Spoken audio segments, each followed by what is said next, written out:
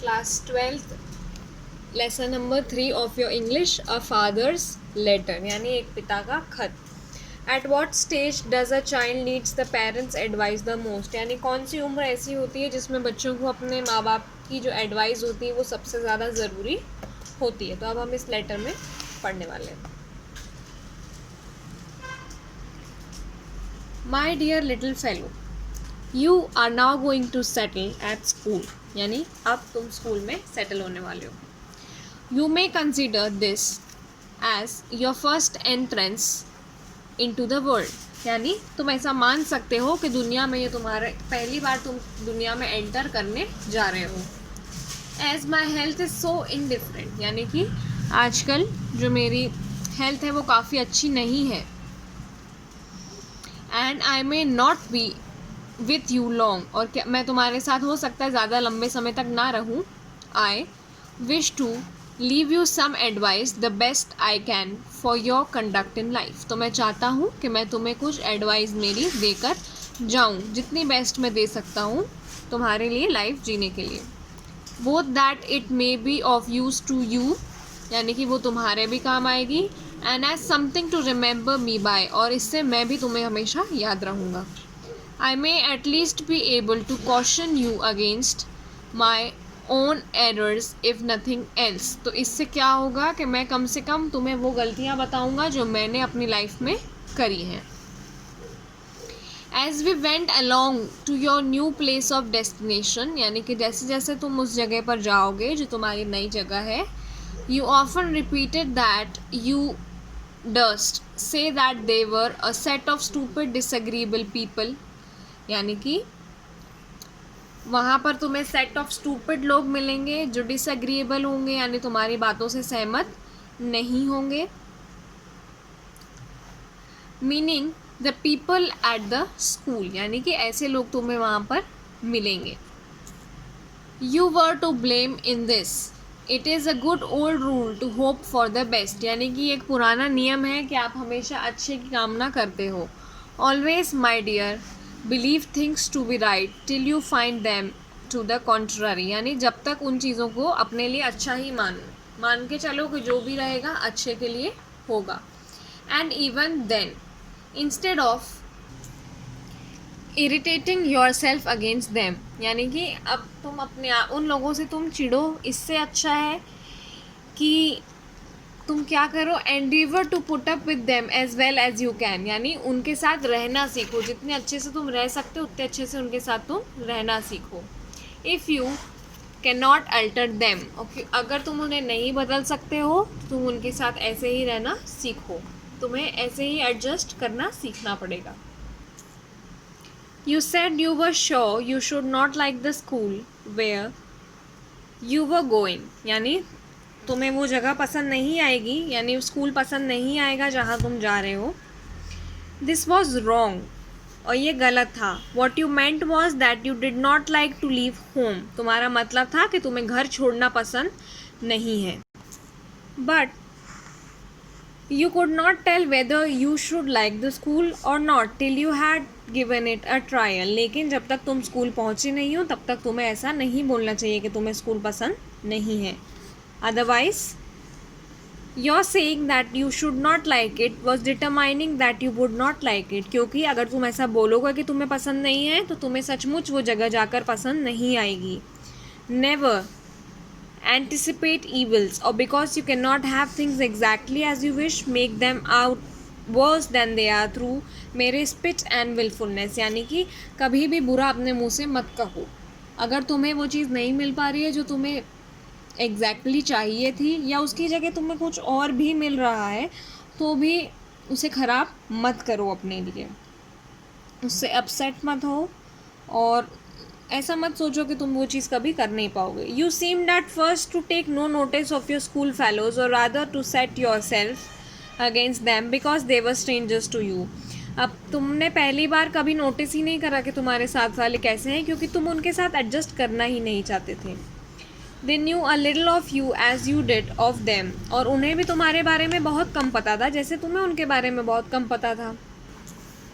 So this would have been a reason for their keeping aloof from you as well, और ये भी एक कारण था कि वो तुमसे दूर थे या तुम्हारे साथ नहीं रहना चाहते थे. Which you would have felt as hardship, और ये तुम्हें बहुत बड़ी चीज़ लगी, यानी तुम्हें लगा कि ये सब चीज़ें बहुत हार्ड होती हैं.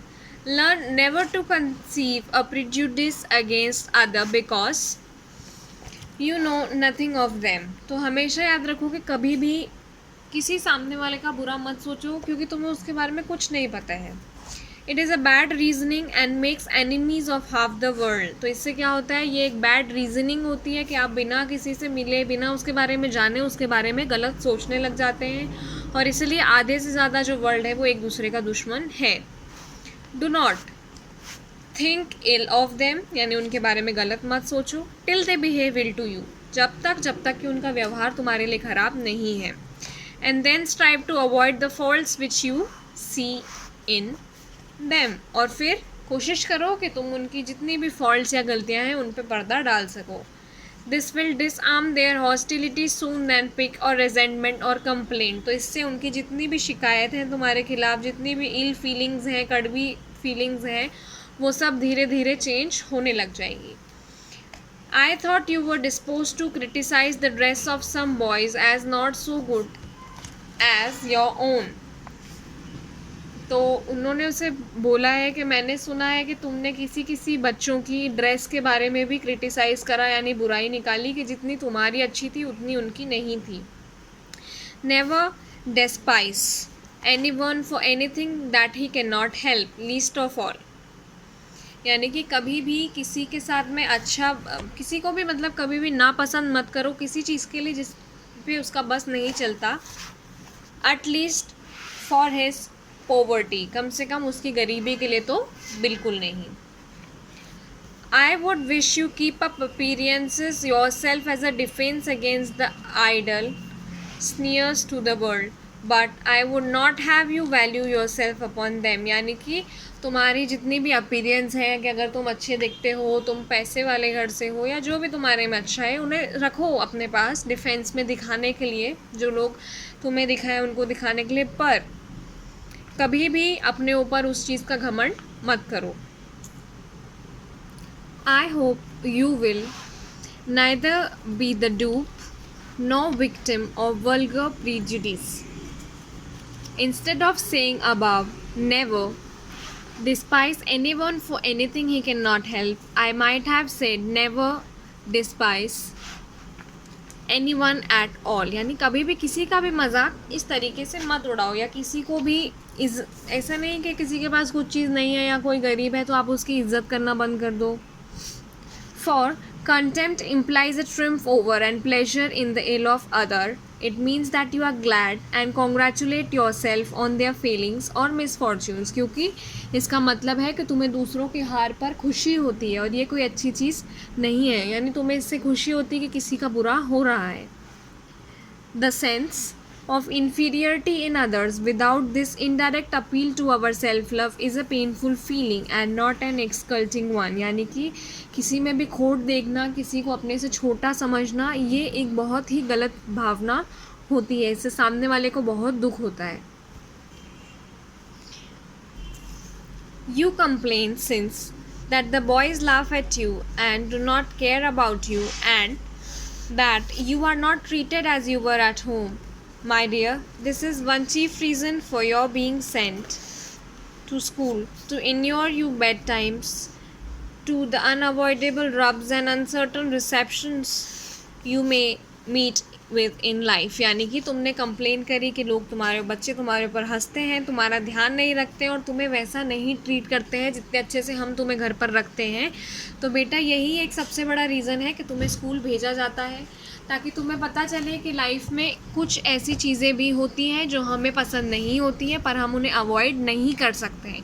कुछ ऐसे रिसेप्शंस होते हैं जो हम नहीं चाहते हैं पर हमें लाइफ में वो चीज़ें मिलती हैं.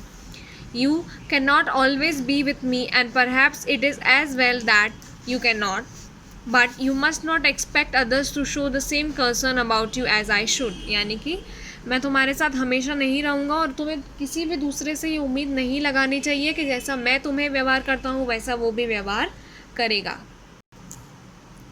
You have hitherto been a spoiled child, यानी अभी तक तो तुम एक बिगड़े हुए बच्चे रहे हो।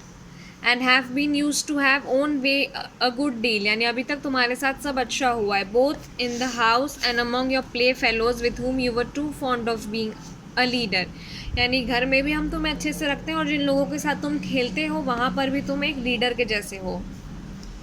But you have a good nature and good sense and will get better of this in time, यानी तुम्हारा नेचर अच्छा है, सेंस अच्छा है और धीरे धीरे ये और अच्छा हो जाएगा। You have now got amongst other who are your equals, यानी अब तुम उनके साथ हो जो तुम्हारे बराबर हैं या तुमसे बड़े हैं और तुमसे ज़्यादा स्ट्रॉन्ग हैं। And who have something else to attend beside humouring your whims and fancies, यानी वो अब तुमसे बात करने के अलावा भी जिनके पास कुछ काम है, तुम्हारी हंसी मजाक सुनने के अलावा, तुम्हारे साथ मस्ती करने के अलावा भी उनके पास कुछ काम है। And you feel this as repulse और पीस ऑफ इनजस्टिस, और तुम्हें ऐसा लगता है कि ये तो मेरे साथ गलत हो रहा है। But the first lesson to learn is that there are other people in the world beside yourself, और इसीलिए तुम्हारी पहली सीख ये है कि तुम्हारे अलावा भी इस दुनिया में लोग हैं जिनके पास और काम है। There are number of boys in the school where you are whose amusements and pursuits, whatever they may be, are and out to be as much consequences to them as yours can be to you, यानी कि और भी बच्चे हैं school में जिनके पास बहुत सारे काम है करने को और वो भी उतने ही ज़रूरी हैं जितने कि तुम हो। Therefore, you must give away in your turn. The more airs of childish self-importance you give yourself, you will only expose yourself to be more thwarted and laughed at, यानी जितनी ज़्यादा तुम बचपना दिखाओगे या जितना ज़्यादा तुम इम्पोर्टेंस सिर्फ खुद को दोगे, लोग तुम्हारा उतना ही मजाक उड़ाएंगे। True equality is only true morality और ट्रू विजडम, यानी तुम्हें सबको बराबर का हिस्सा देना चाहिए, वही मोरालिटी भी होती है और समझदारी भी। Remember always that you are but one among others and you can hardly mistake your place in society, यानी कि तुम भी उन सब में से एक ही हो और समाज में तुम्हारी भी वही जगह है जो सबकी है। In your father house you may be do as you are pleased, in the world you will find competitors at every turn, यानी तुम अपने पिताजी के घर में सब कर सकते हो, जैसे तुम्हें पसंद हो वैसे कर सकते हो, पर जब तुम बाहर दुनिया में देखोगे तो तुम्हें हर जगह कॉम्पिटिटर्स मिलेंगे जो तुमसे कंपटीशन करने के लिए तैयार रहेंगे। You are not born a king's son to destroy or dictate to millions, यानी कि तुम किसी राजा के घर में पैदा नहीं हुए हो कि लोगों को अपने जैसा बनाओगे या ख़राब कर दोगे या उनको हुक्म चलाओगे उन पर। You can only expect to share their fate और सेटल आवर डिफरेंसेस एमिकेबली, यानी कि तुम सिर्फ एक्सपेक्ट कर सकते हो कि तुम उनके साथ शेयर करोगे, आपस में अच्छे से रहना सीखोगे, एक फ्रेंडली तरीके से, बिना आर्ग्यूमेंट के तुम ये सब काम करोगे with them. You already find it so at school and I wish you to be reconciled to your situation as soon and as with little pain as you can. Your affectionate father.